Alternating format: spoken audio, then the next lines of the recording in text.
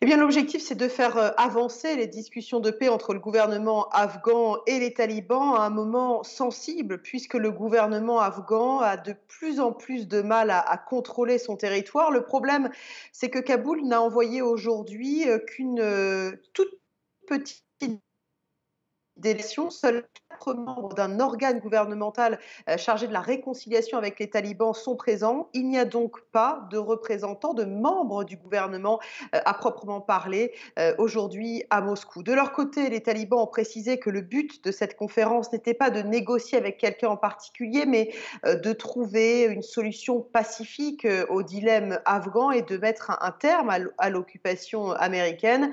Bref, cela reste très vague, mais Moscou se targue du fait que c'est la première fois qu'une délégation du bureau politique des talibans à Doha participe à des discussions d'un tel niveau. Pourquoi ce retour de la Russie en Afghanistan?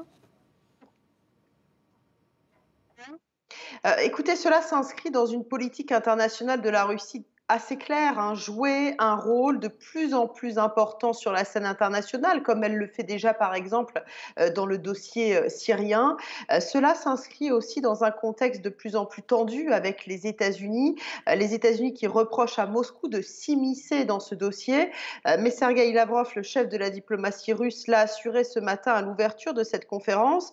L'Afghanistan ne doit pas devenir un terrain de rivalité entre des acteurs extérieurs. Ces propos ne devraient pas rassurer Washington, qui reproche à Moscou de mettre en danger sa propre initiative de paix.